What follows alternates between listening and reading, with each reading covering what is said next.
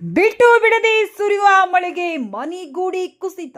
ವಿಜಯಪುರ ಜಿಲ್ಲೆ ಸಿಂದಗಿ ತಾಲೂಕಿನ ಬೋದಿಹಾಳ ಪಿಎಚ್ ಗ್ರಾಮದಲ್ಲಿ ನಡೆದ ಘಟನೆ.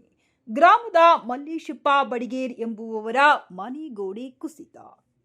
ಈಗ ಹಾಕನ ಹಿಂತಿಂತ ಎಲ್ಲ ಬರ್ತಾವ, ಹಾಕನ ಕೈಲಿ ಹಾಕನ ಎಲ್ಲಾರು ಸಾಲ ತೆಗಿತಿ ತಂದಿರತ್ತಾರ ಅವರು.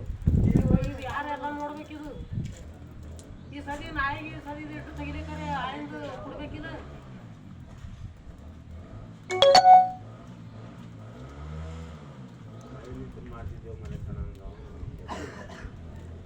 ಮಂಗಳವಾರ ಬೆಳಗಿನ ಜಾವ 4 ಗಂಟೆಗೆ ನಡೆದ ಘಟನೆ. ಮಳೆಯಿಂದಾಗಿ ಇರುವ ಒಂದು ಮನೆ ಕುಸಿದಿದೆ. ಆರ್ಥಿಕವಾಗಿ ಬಡತನವಿದೆ. ಸರ್ಕಾರ ಆದಷ್ಟು ಬೇಗ ಪರಿಹಾರ ಕೊಡಲಿ. ಅನಸೂಬಾಯಿ ಬಡಿಗೇರ್.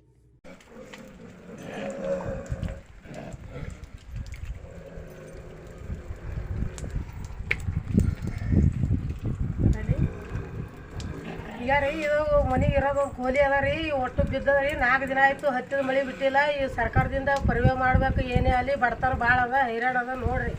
ನಿಮ್ಮ ಕೈ ಮುಗಿದು ಕೇಳ್ಕೊತೀನಿ, ಇದು ಪರಿವಾರ ಮಾಡಬೇಕು ನೋಡ್ರಿ.